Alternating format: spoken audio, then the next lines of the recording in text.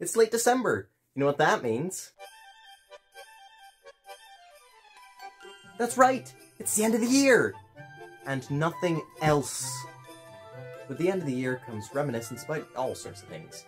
Primarily, events that happened this year. Now, as much as I would like to discuss the economical and political climate of this year, that's not really a good fit for this channel, is it? So instead, I'm going to be ranking the video games that I played this year. Note how I said played. Yes, note how I said played. This isn't going to focus on just games from 2023. While there will be some here that released this year, there are going to be others which very much did not. There's one that... actually, there's two that are incredibly old. Older than I believe. Wait, no, there's like 4 that fit that bill. You know, right. Anyway, yeah, old. Also, do be warned. Some of the opinions here are very, very baffling for simple-minded simpletons who are very simple and stupid, such as yourself. To me, they make sense, because I'm highly intelligent. So, yeah, please do keep in mind that this is my list, and if you don't agree with it, that's alright. As long as you admit that you're not right. I am a relative newcomer to the Metroid series, only really getting into it not too long before the release of Dread, so suffice to say, the Prime series has had me intrigued for a while. Yeah, that's right, I do not like Metroid Prime. I'm just like those dirty Metroid fans back when the game was first revealed. Before I start complaining, let's discuss what I liked about the game first, so that I might just save my hide. The atmosphere of the game is absolutely stellar. I had my doubts that the execution of the theme scene in Super Metroid could be accurately brought over to the third dimension, but I am more than happy that they were. Another thing I'm a fan of is that if you don't care about the story, you do not have to interact with it at all.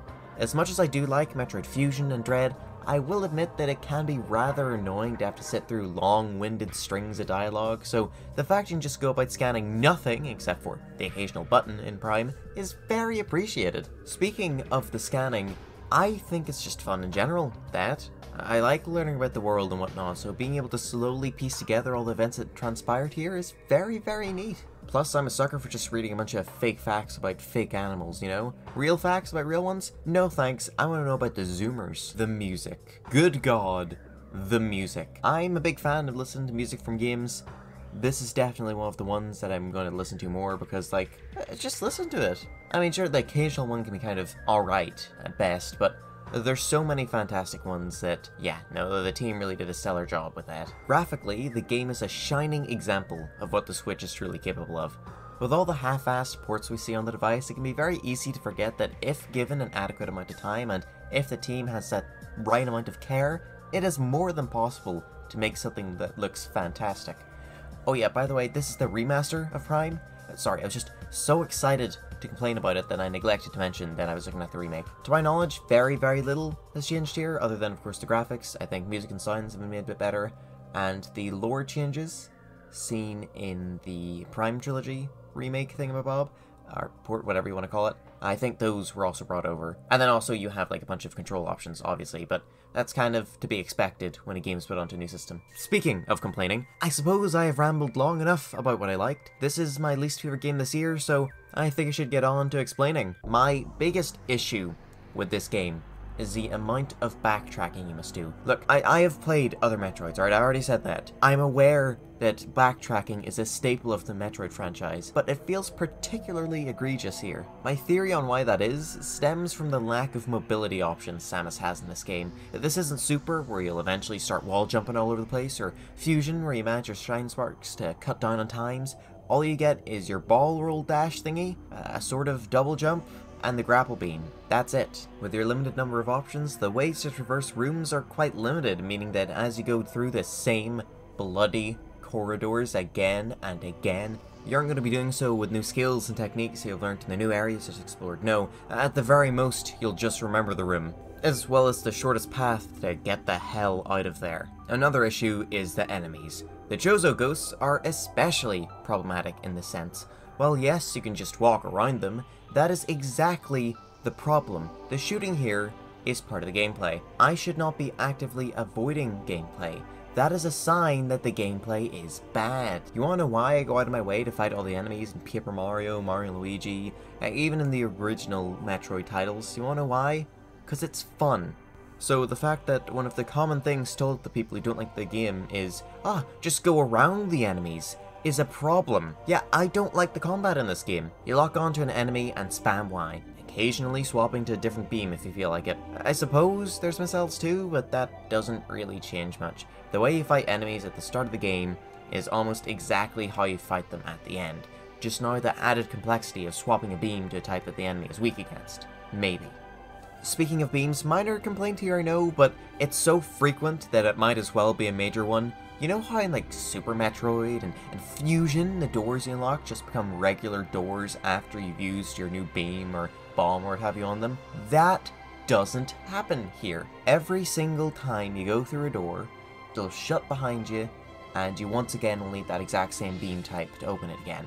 This, mixed with Samus's incredibly slow movement and lack of movement options, is why exploring the labyrinth that is Talon 4 feels so damn slow. All in all, I did not really enjoy my time with this game. The minor annoyances just kept rearing their heads. And before you ask, no, I did not hate the Chozo artifacts, alright? I actually like the idea of having to explore to access the final boss. It's like what Super did with you having to find the 4 bosses, except on a much larger scale. I especially liked how you could collect some of these prior to the end, as it rewards exploration in a really satisfying way. Too bad your reward for finding all those is 2 terrible bosses. I won't spoil exactly who the penultimate boss is, but I will mention that it is very surprising that such a fan-favorite guy had such a lame fight. Although, I suppose that there's only like, what, 1.5 games where the man has had a good fight, so... Well done, Metroid Prime. You win this year's Disappointment Award. Being the 4th game I played, suffice to say, I was not impressed. Thankfully, the very next game I ended up playing ended up being my favourite game of the year. As you can tell by the length of the video, we are very far away from that point though, so yeah, let's move on to... Half-Life is another franchise I find myself becoming a fan of recently enough. Despite my love for Valve franchises such as Team Fortress and Portal, as well as my frequent use of Garry's Mod, I didn't really think to check the franchise till 2022, but by Jove did I enjoy my time with it. Well, that's not entirely true. I wasn't that big on the first game, but all that did was strengthen my love for the sequel, so... You know what? Can't complain. Oh yeah, speaking of the first game, I replayed it this year and enjoyed it a fair amount more, so yay! That was before the big update, by the by. Oops. Despite my relative dislike with the first game though, I still yearned for more, and without a VR headset at my disposal, my options were rather limited, so I decided to play Half-Life Blue Shift. Of the 2 expansions, Blue Shift is often looked down upon, and I can certainly see why. Compared to the dimension-crossing exploits of a certain soldier, the slow sewer crawls of Barney can be rather lame, but that's kind of what I like about it. This isn't the story of a man defying all odds and saving the world, kind of. Nor is it the tale of someone defying the odds and saving the world maybe. More than likely they would have been killed by the nuke. This is the story of an average man, trying his best to just do the right thing and, more importantly, survive. Barney is not a PhD owner, nor is the man trained like an army man is. He's just a guard. Some bloke. Or, at least that's what I'd like to think the reasoning behind the quite derivative nature of this game is. In reality, it's just a very unambitious expansion of the first Half-Life, giving players a bit more while not straying far from the established formula. Being the 10th game I played this year, it really does place it in quite the position to be forgotten, which is why I shall grant the game the award, I think I recognize you from somewhere. Little? Speaking of Half-Life 1 expansions, Opposing Force sees us playing as a member of one of the enemy factions of Half-Life 1. An opposing force, if you will. Specifically a man by the name Adrian Shepard. After a terrible bad plane crash caused by the resonance cascade, the man finds himself at the bottom of the Black Mesa, a long ways away from freedom. With nothing but the gear on his back and those around him, the man must do what he can to save everyone. Which is funny, if you know the plot of Half-Life 1. See, Shepard wasn't told of his mission like the rest of the army was. They were sent there as a sort of cleanup crew, their mission being to silence those at the facility to ensure not only that the word doesn't get out about this catastrophe, but also to make sure this type of thing cannot happen again. So suffice to say, the man definitely got a few looks when he was seen parading about with scientists and guards. Despite its shorter length, this game ends up hitting many of the same beats the first Half-Life did, as well as doing many new ideas. Unlike Blue Shift, the weapons at Adrian's disposal aren't all ones shared by Gordon Freeman. He had access to army equipment such as sniper rifles, as well as a few new alien weapons, but not aliens like the dudes from Zen. No, a new race of aliens. Race X, to Twitter is their commonly accepted name. They are a horrific combination of the AI belonging to the army and the strength of the Zen creatures. I really did enjoy fighting them, I will admit. Having a whole race of new guys to fight did spice things up and didn't lead to any boredom, unlike certain parts of Blue Shift. Of course there are problems. Hard mode still falls into the unfair category, and the final boss is lame as all hell, but overall, I'd still recommend giving it a try, especially since you probably own the guy already. Most of you with a Steam account probably bought that Giga Valve pack at some point, so that was packaged in there. Go to your Steam library and play it. It's rather funny that the 12th game I played this year has ended up in the 12th spot. I suppose then it's only fitting that this game receives the Funny Haha award. Now, you're probably wondering what the next game could be. Something better than some of Gearbox's finest? Something more enjoyable than a Metroid title? What could it possibly be? It's Bananarang. Bananarang the Scattered Shards is a 2D platformer, man. You play as this bloke and go on an epic quest to collect all the gems in the level. Yet instead of the usual get from point A to point B thing, this game takes on a more unique approach. Unique is the way I would describe this game as a whole, with a new gimmick for your boomerang in each world, which lasts about 2 levels, and a different fantastic song for every level. There is not a single moment in this game I find boring. There are frequent moments of tedium, however, and those are 2 different things, keep in mind. The bosses would be my biggest problem. 5 phases each doesn't sound too bad until you realize that each phase plays out the exact same way. They perform the same attacks, in the same order, every time.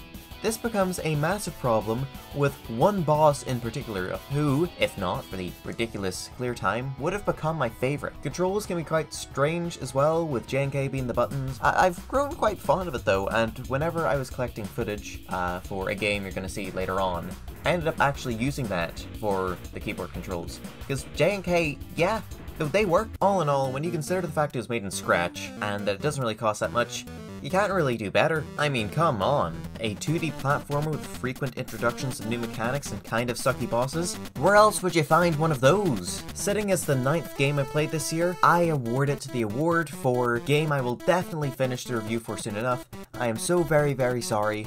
I promise it will come out next year.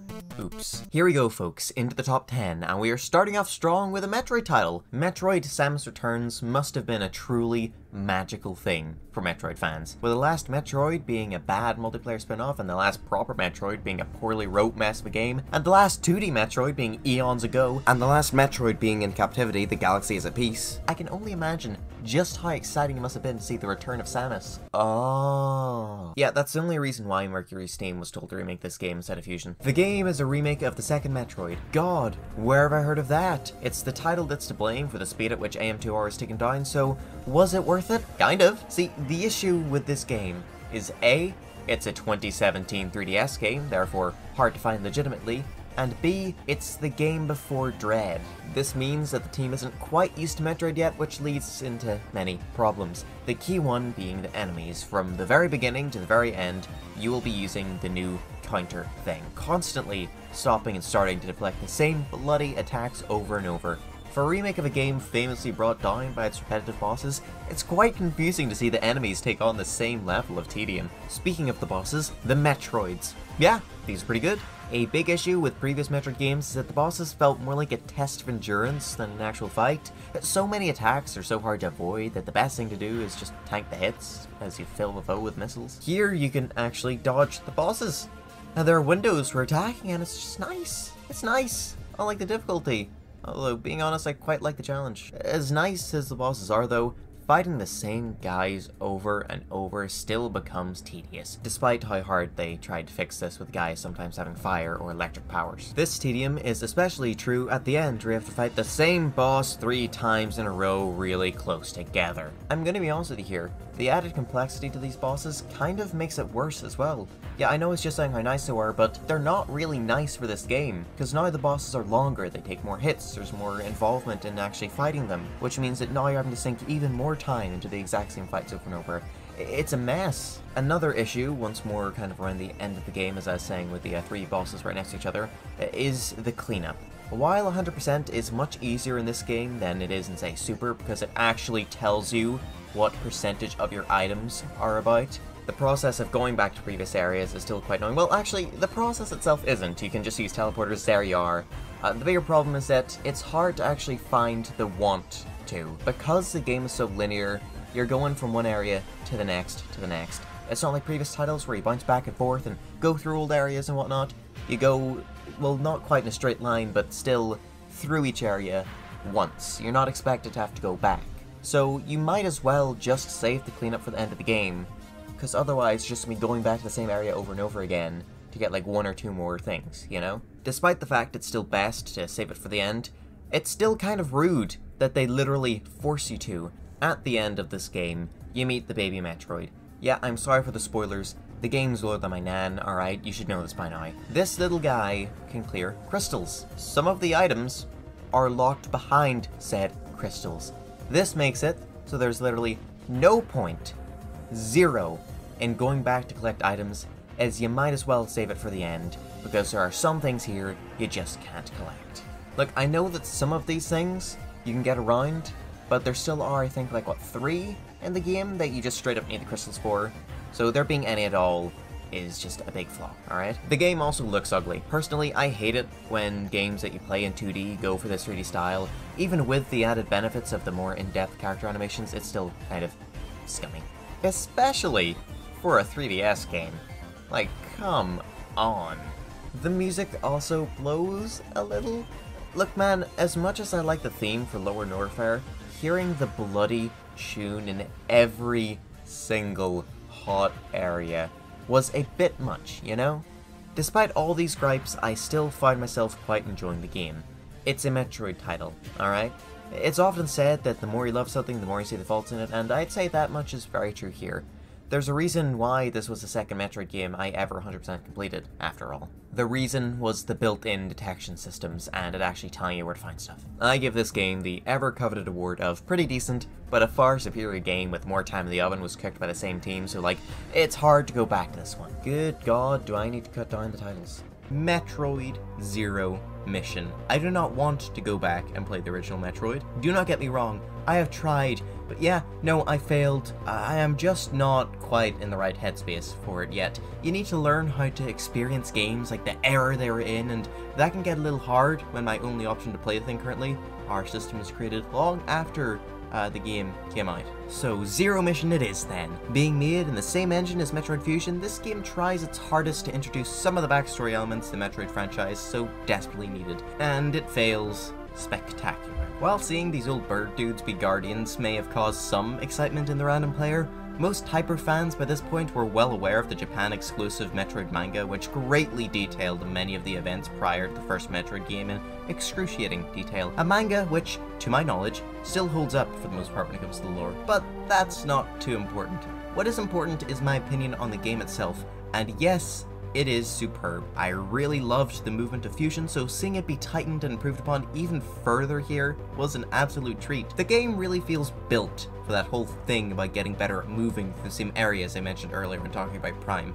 While devastatingly short, this game is much like Luigi's Mansion in the sense that it is sort of built to be replayed. This is made especially apparent by the fact that the game was specifically built to allow for the player to fight Ridley before Kraid, just like in the original version of the game. See, this is one thing that this game does far better than Samus Returns. It stays true to the original where it can. Rooms will be frequently designed in such a way that you can't help but realize they're clearly from another era, but it never feels overly disruptive or annoying. Like, you know that these are older level designs, but they blend in so seamlessly with everything else designed that you're fine with it. Plus, this focus on faithfulness allows for newly implemented bits, such as Jozodia, to be all the more special. This doesn't apply to the bosses though. Yeah, the new bosses introduced kind of suck. The worm dude with the big eye got hit is pretty decent, but everyone else, especially the last dude, yeah, they suck. Speaking of last, 100% completing this game is the last thing a player will want to do, as they have decided to make it a complete pain in the ass. See, at the very end of the game, like literally rooms away from the final boss, you get one final upgrade. You then need to backtrack all the way through this incredibly linear place to get back to the main map, and then, only then, can the player get the rest of the items in the game. Seriously, if they had just added like a little hole right where you get that item, that you can use the item on to just get the hell out of there and back to the main areas, it would be perfect. It would be, like, it's just fantastic. But it's this one little thing, this one tiny thing that really leaves you with a sour aftertaste in your mouth after you beat the game. But to be honest with you, with how fantastic the meal was beforehand, I can deal with the aftertaste. Number 3, you get the award for, yeah, this was a good 2D Metroid to end things on for a while. The next game is rather hard to talk about, as it is an Ace Attorney game. These games are primarily story focused, which makes it hard to really show any gameplay for it. Because of this, I will try and make my discussion of this game very brief. The Great Ace Attorney Adventures was a delightful breath of fresh air in what had become a rather dense-aired franchise. The last 2 Ace Attorney titles really made a mess of things, so stepping back so far into the past really allowed for progress. The game has an incredible cast and memorable characters, tight gameplay featuring new twists that only go to strengthen the already strong base gameplay of the series, and it has a fantastic soundtrack. I also really appreciate, because medical science hasn't really reached that point yet, that a lot of ways we would have once used to kind of uncover the truth can't be used here. No fingerprints, no blood analysis, nothing like that. The major issue of this game comes from the fact that it's the first, and was always intended to be the first. What I mean by this is that by the time you hit the game's credits, many loose ends are left, and the ending as a whole is just kind of soured because of it. Now, I did play this game as part of a bundle of the 2 titles on the Switch, as did most other Western fans. However, I must remind you that these games came to Japan initially, and over there, they received the titles separately, with a considerable gap between the 2. Heck, I also experienced a sort of gap. Kind of, but not really. This was the 7th game I played this year, but the sequel, that was the last game I played this year. So, you know, I had to deal with all these things festering about, you know, not knowing what the deal was, so I understand how much pain it is, definitely. Yeah, this guy gets the best store-brand versions of Wario and Waluigi award. Alright, Pikmin 1 for the Wii. I will not talk about this game at all. Why, you may ask? Well, because it's the game my very next review is on. Yeah. Oh, by the way, this was the very first game I played this year. So if that doesn't show you how bad I am at making videos at an even somewhat reasonable pace, I do not know what will. Look, in all fairness, stuff kept coming up. Not only in my life, but also in the world of video games as a whole. Look man, as much as I enjoy Pikmin 1, Mario comes first. Hence why the big summer review this year was of the Mario, not of the Olimar. As much as I would like to say this review will release this year, I cannot promise such. Not only because I do not know if this video will even release before 2023 ends, but also because there are plenty of other end-of/start of year videos I need to get out. Well, at least I was being realistic. Yeah, hi, me from the edit here. Stuff kept coming up.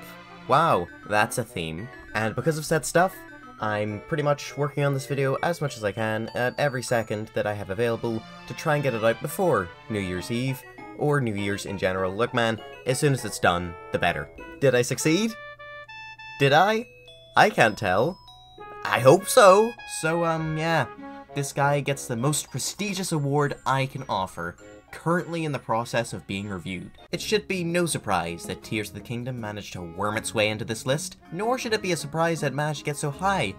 And yet, it failed to reach the top 5? Why? Because of my many issues with the game. Also, apologies folks for the lack of new footage of the game. I lent the game to a family member of mine. Said family member then decided to replay Skyrim for the umpteenth time. He's just now getting to the Rio quest line though, so if that makes you feel better, great. Skyrim is a very apt thing to bring up here, considering the whole thing going on here. Jumping down one of those big holes in the ground was the one and only moment while playing this game that I found myself truly awestruck. The memory of first discovering that there is another full layer of map is one that I shall not quickly forget. It's a shame then that said memory is somewhat tarnished by the lack of content in this place. Lack of content, or rather lack of proper direction of said content, is the biggest flaw with this game really. This underground world is left feeling underdeveloped thanks to the lack of variety, while the Sky Islands are left feeling bland and repetitive thanks to their frequent reuse of ideas. Again and again you will see the same islands, and again you'll be expected to solve the same shrine puzzles, with the only difference being that this one is down instead of up. Speaking of the shrines, personally, I think that is the biggest disappointment in the game. I hated the repetitive nature of the shrines in Breath of the Wild. I was not asking for much. All I wanted was for them to internally change their colors based on region or trial type or anything. But no, instead we get these repetitive, boring, sandy hallways that I find always blend together even more so than the shrines of the previous game. The Blessing Shrines are given a different look at the very least, but I'm going to be honest with you, that actually makes me more mad. Because now this one type gets its own special look, but all the other ones are still locked to being boring. Despite what it may sound like by the way I'm talking about it, this game is not at all bad. It's Breath of the Wild with more stuff.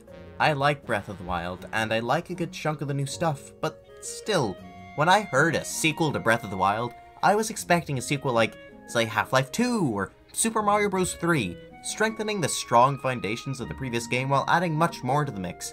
And while the latter part did happen, the securing of the foundations did not, which sadly leaves this game in quite the state. Especially with the story, Jesus Christ, I thought Breath of the Wild was like, fine.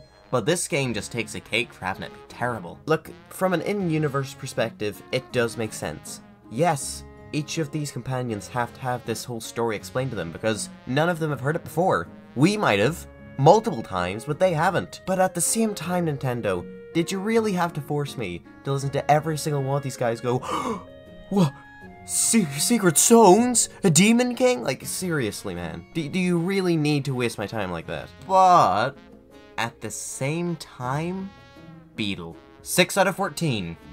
Beetle. And now the top 5, right? Wrong. To make things more interesting, I've decided to throw in an honorable mention between each of these final 5 guys. Ooh, that's a place I haven't eaten at. Replaying games I've already played previously is a very important part of my life. Not only because, you know, I like the old games sometimes, but also because even games that I wasn't too fond of, I still think I should revisit because my mind can change about things. As we get older and experience more stuff, our tastes and perceptions of things alter. So going back to things initially found to be terrible is a great idea. The 5 games honorably mentioned in this video are all just my most favorite games that I replayed this year. Nothing fancy about it. Starting off with Metroid Fusion. This was the game that started my love for the franchise, so it only made sense to return to this game after having a tour around the franchise. This time, I 100% completed the game, an experience I find to be rather easy, especially after learning that the point of no return was not at all one of those, as upon completion of the game, you're thrown off your last save point and allowed to explore the ship with no worries whatsoever. Yeah, no, all the doors are unlocked, you can just go. I especially appreciated the fact that the game actually told me when I'd got everything in the area.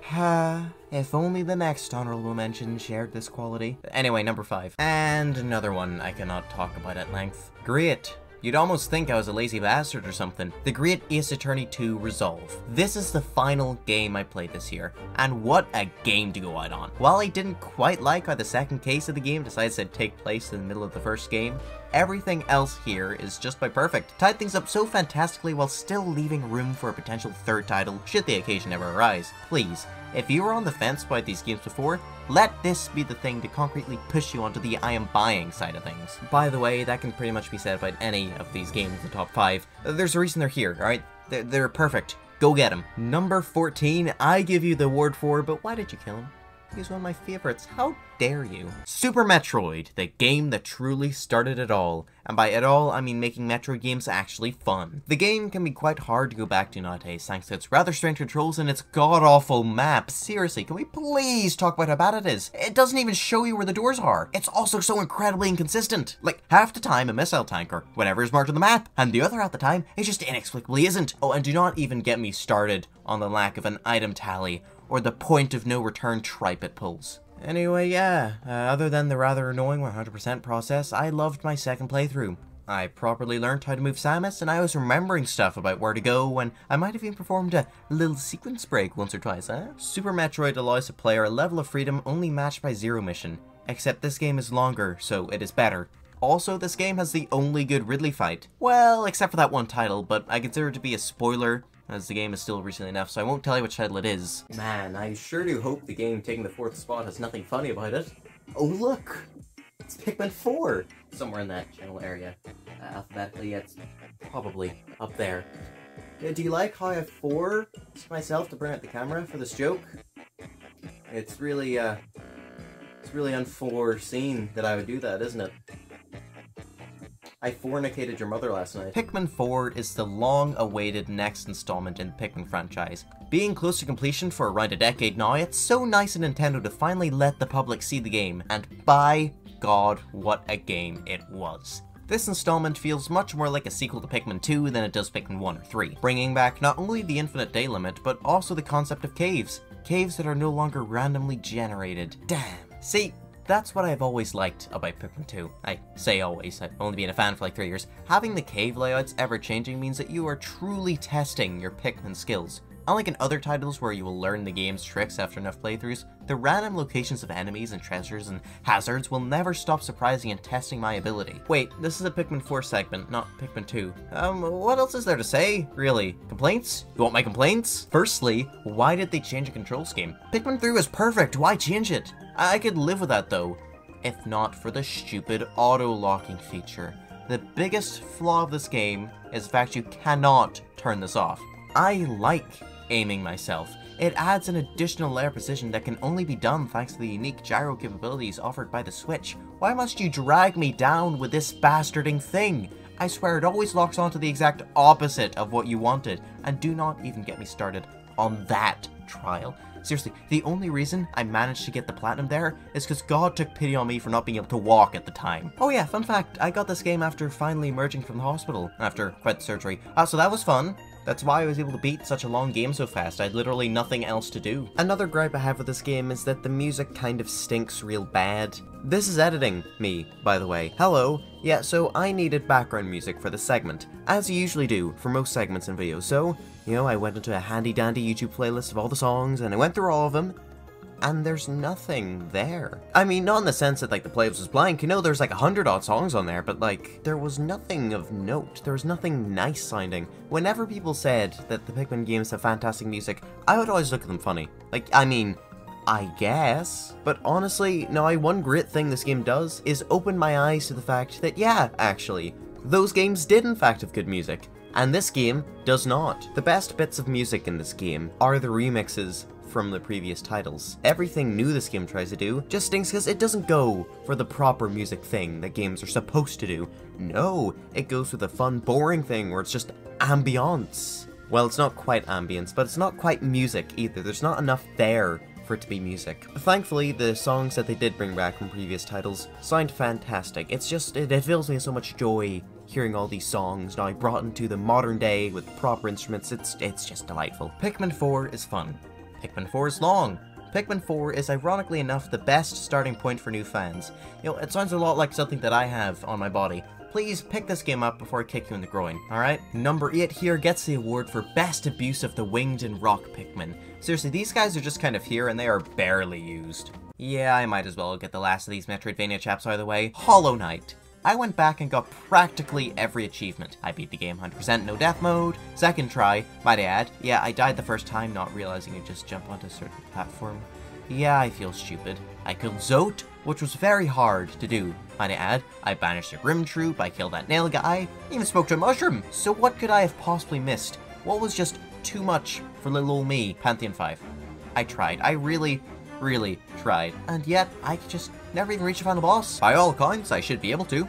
I beat NKG and TPV on Ascended difficulty, so like, the pieces are all there, yet I always manage to fumble just before I make it. Ah well, whenever I get to reviewing the game in 13 Quirrillion years, I'll do it then. The new Super Mario Bros. Series sucked. I think we can all agree with that. Well, maybe sucked is not quite the right word, it was mediocre. Well-made games with alright music and alright level design and alright XYZ. Nothing was wrong with it, but nothing was exactly right with it either. I mean, when the series peaks with the first game, you know you've messed up. The release of Super Mario Maker made people believe this era was soon coming to a close. I mean, Nintendo would really have to pull out all the stops for the next 2D title, or else the fan-made worlds would beat them to a bloody pulp. They wouldn't want that. And so they created this game. Super Mario Bros. Wonder is one of the most delightful little games I ever did play. It's just simple fun, really. Aside from the usual stuff with the tight controls and the fine music and graphics and whatnot, the game adds an additional little spin onto things in the form, usually, of the Wonder Flower. Tap one of these things and you'll have no clue what happens. These keep gameplay consistently fresh with ever-changing movesets and level hazards. Speaking of movesets, they did something fantastic with this game. Basically, all the special abilities people have, such as Peach's Glide and, Toad's Running Fast, were shoved into these badges. This allows players to pick the character they like without any worry about who has the better moveset. While it is a shame that you can only have one of these at a time, and even more of a shame that there are other types of badges that don't affect your moveset that just can't be worn at the same time, seriously, why not have one slot for each thing? Overall, it's still a very welcome change. The game, as is to be expected, does have problems, however. For example, there's only one level here I'd actually called hard, with it more so bordering on the BS side of hardness, while the rest of the game is is incredibly easy, bar the occasional somewhat challenging special world level, but like, the average room in Celeste ends up being harder than them. Also, the fact that for whatever reason, the game doesn't actually show you what you've collected in a level in front of the level itself. You have to press pause and go into menu and then you get to see everything, but I just don't get it. Look at 3D World. 3D World showed you everything. Did you touch the top of the flagpole? Did you get the 3 green stars? Did you get the stamp? You know, all of that, everything that you need to know was right there. So I just don't get why here, despite the fact there's more than enough space for it, it just doesn't show you. And the bosses are garbage. So garbage, in fact, that half the worlds don't even have them. Or at least it feels that way. You get like these midway bosses, but they also suck. In this game, you fight Bowser Jr., the Bowser ship engine, or whatever it is, and Bowser. No Kamek, despite him frequently showing up. No new bosses. Heck, they don't even just make wacky version of the normal enemies as the bosses. Like, imagine it, a Pokey that is a very boss room, or like a Goomba, but not quite. For a game dripping with creativity and constantly wowing people and just I don't get it. I seriously don't get it. They just run out of ideas by the time they reach the bosses? Were those like the very, very last thing on the list? There's like, oh, well, we'll make this guy just boring. I would have even taken the Koopalings, for God's sake. Sick of them as I am. They would have been a bit better. And the biggest problem, no Mario vs. Luigi mode. 0 out of 10. Number 11, yes, this game was sandwiched between the 2 Half-Life expansions. You get the actually has Luigi in it award. Seriously, this was the only new game I played this year that properly has Luigi in it. No, number 13 doesn't count. Plants vs. Zombies. Yeah, I've loved this game for a while, but I finally got around to playing through the full thing on the computer, which is the proper way of doing it, because you actually get access to all the side things, you know, all your mini-games, all your puzzle games, all of that nonsense. I got around to doing practically all of the side content. The only thing I'm missing is the giant tree thing, which is an absolute pain to deal with. But yeah, other than that, very happy, very much love this game. I love the style, I love the music, just love everything about it. It's fun, man. It's fun.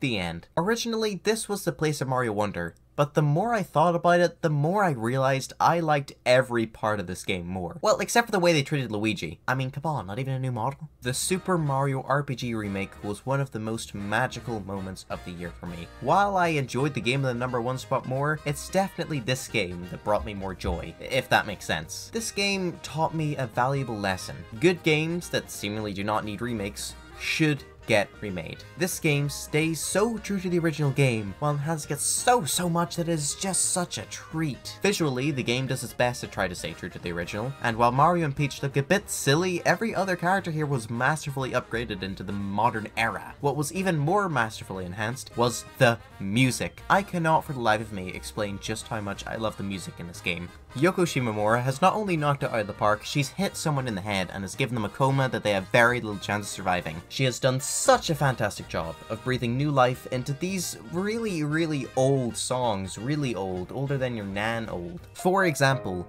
take the funny haha sad song. It's already really good, but now it has all this extra oomph to it, punching you far more in the feels. Booster's theme is another fantastic example, and all things considered, is perhaps my favorite song in the whole game, with the secret endgame super bosses theme at the very end being closely behind. Yeah, endgame bosses. This is where the bulk of the new content is, although calling it new wouldn't be entirely true. Basically, you get to refight most non-Smithy's gang bosses, and it's really fun. These fights can be quite tough, especially with the new gimmick introduced in each one. For example, Booster can use the train that kills you. It's a train that kills your entire active party instantly. Yeah, despite that, it's actually kind of fun. There's also this other one where there's just a one-on-one, Mario versus some other dude. And it is really difficult, so you gotta do so many flawless blocks, but man oh man does it feel good to beat him. Because I can never be happy, I do have a few nitpicks. The baffling decision not to remake 90% of the credits really did confuse the heck out of me, and Luigi not receiving a proper model, and being cut from the Japan exclusive player's guide thing is just downright disgusting. Also, text boxes do not make noise. I don't like that. I forget if it was like that in the original, but if it was, yeah, no, ew, icky gross. The 13th game of the year, being the last game to come out in 2023 that I played, really did leave a bang-up impression that shall last forever. That's the name of the award, by the way, not my final thoughts. My final thoughts are Now, before we reach the end of this list, I have one last game to mention, Half-Life Alyx, the only game being discussed in this video that I haven't completed. Yeah, so a friend of mine has a VR headset. I invited him over so we could take turns with the thing on my computer. He played some Surgeon Simulator, where he would frequently smash people's heads in with axes, and I would play some Alex. All going well, I'll get a VR headset myself soon enough, so I'll no longer need that friend. I can VR all by myself.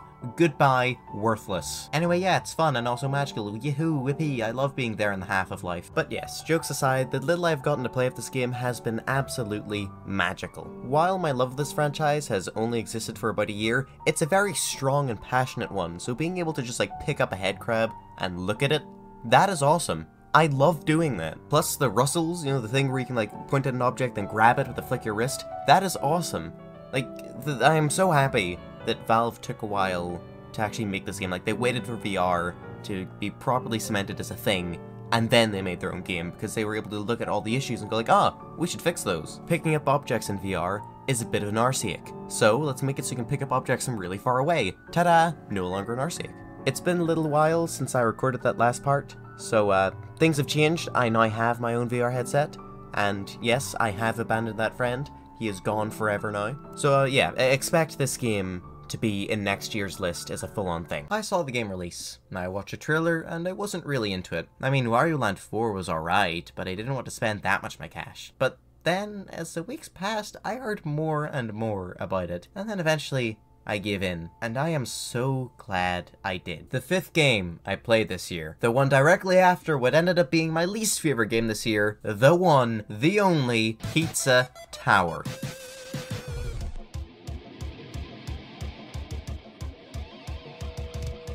I cannot quite put into words the chokehold this title had me in. From the music, to the art, to the gameplay, every single minute thing about this guy was something that I loved. Okay, art style first. Yeah, it's delightful. Looking at a still image really doesn't do it justice, as admittedly it looks a little crude. Once you see the beautifully fluid animations though, you'll start to get it. Pepino here has like 30 billion different frames for all sorts of scenarios, and each one is an absolute treat that I want all over my walls, thanks. The music is incredible too, with there being a consistent level of quality throughout all of them. Even the most forgettable songs have that one bit that'll get stuck in your head. Special attention should go towards the final boss songs, I feel. Each one, as well as their accompanying gameplay, really does a fantastic job at representing the game as a whole. Phase 1 represents the game's ability to excel at the expected, with it sounding quite nice while not exactly being anything special. Phase 2 is just utterly crazy wacky hoo-ha, representing the game's ability to be crazy wacky hoo-ha, while still maintaining what makes the game great. And Phase 3. Oh my god, Phase 3. Phase 3 represents the game's ability to surpass what it is being built off of. Phase 3 represents that this game can stand on its own 2 legs and be something absolutely fantastic. Speaking of fantastic, the gameplay. On each floor is a series of levels. In these levels is 5 top-ins. Each top-in gives you money, and, just like in real life, money is what you need to actually achieve anything ever. After collecting enough money, you can buy the boss door, which, as one may expect, leads to a boss fight. The levels here are really good, with each one having a unique gimmick. Okay, that's 3 games I played this year that has that. What the hell? This game is all about being fast. And unlike in terrible bad sucky games, such as Sonic, the level design is actually built around that. In fact, I'd wager it's actually harder to play the game while trying to be slow. Walls will be broken down, enemies that you once couldn't hit from that angle will be too busy screaming to actually block you. It's all these little things that just make the game a lot more playable at high speeds, and just a lot more fun to play at high speeds. While there'll still be traps for players going super duper fast, it still feels like the traps are proper. Plus, you can actually see ahead of you, so that's a big bonus. What I love most about the level design though, is the ranking system. But first I need to explain everything that's in the level. In each level is 3 secret rooms, just like Drawn to Life SpongeBob, a secret ingredient, and the 5 aforementioned top-ins, also a lap 2 gate. Okay, so whenever you reach the end of the level, you gotta make a mad dash back to the start. Just like at the Wario Land 4. On this run-through, new pathways are going to be open to you as these blocks switch. I always love doing this, as it is a great way of testing the player's knowledge of the level that they just went through, and I also just enjoy the hectic nature of everything. Anyway, yeah, lap 2 gates are found right by the exit to the level. You go through them, and you're right back to the end of the level that you had to hit the thingy at to make the pizza time begin. So now I gotta run all the way back to the start again, and despite what that may sound like, it's not at all boring, and in fact, one of the most stressful things I have had to endure. Seriously, I've done exams more calming than this. To get the P rank, you need to grab all the things in the level, go to all of the secret rooms, and do the funny lap 2 thing, all while never dropping your combo the entire time, alright? From the second you step out of the door and you hit your first enemy, to the second you get to the end. You must have a consistent thing going. Despite how harsh this can be, the only time I ever felt that it was unfair was Gnome Forest. I hate Gnome Forest. Hate it so much. I think an update added some more points there to keep your combo going, so it's fine now, but even still, I'm just not a fan, because the game makes you play as some other guys, and they just don't control as nicely. I mean, I like, kind of, how it's a whole new thing with new controls, but like, they're so bad.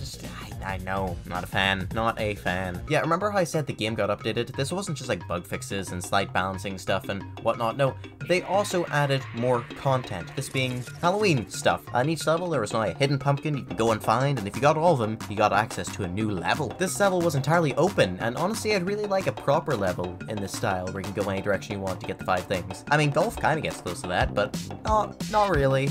Not at all, in fact, I'd say. This also added a second new level, and this one was, oh god. I say oh god not because it's bad, but because I'm bad, and I don't think I can handle it. So remember how I said that there are secret rooms 3 in each level? Well, they decided to stitch all of those together in one Giga level, and this Giga level, you can P rank.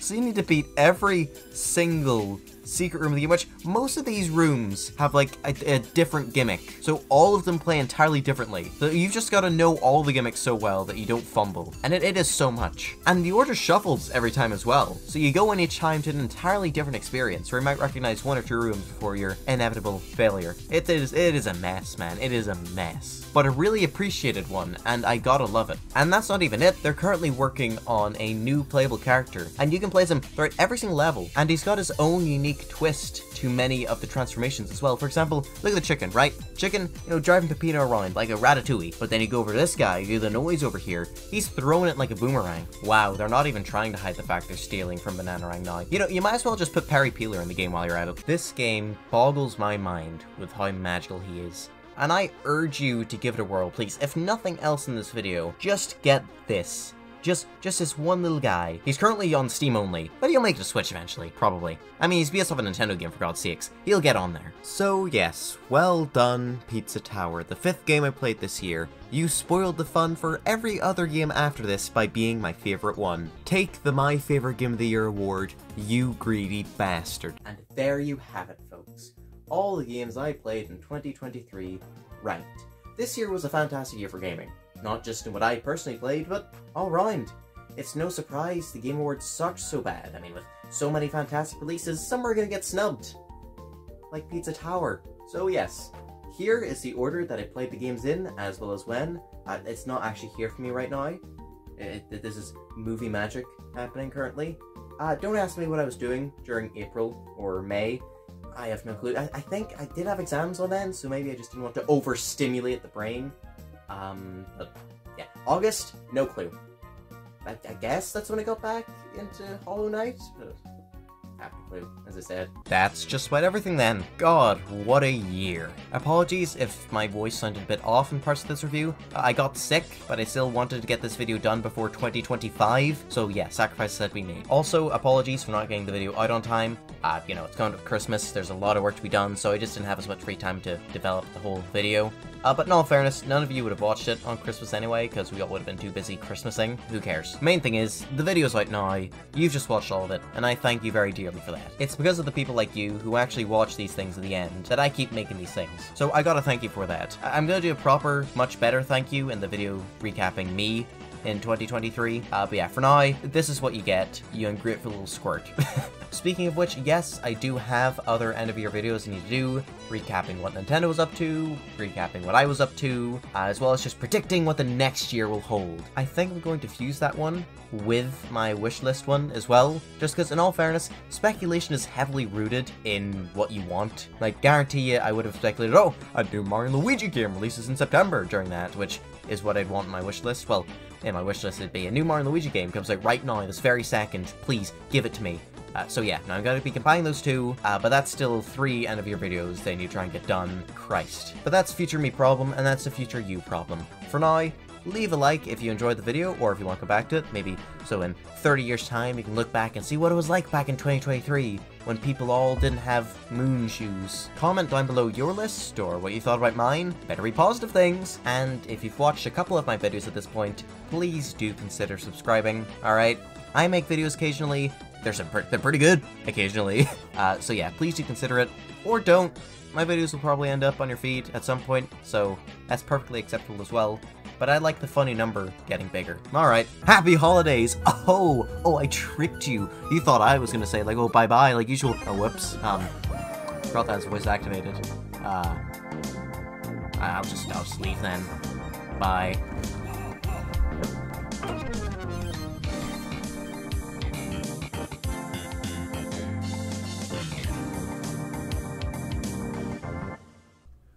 Bit? I hope that was a funny bit. Probably wasn't a funny bit. It's funny enough.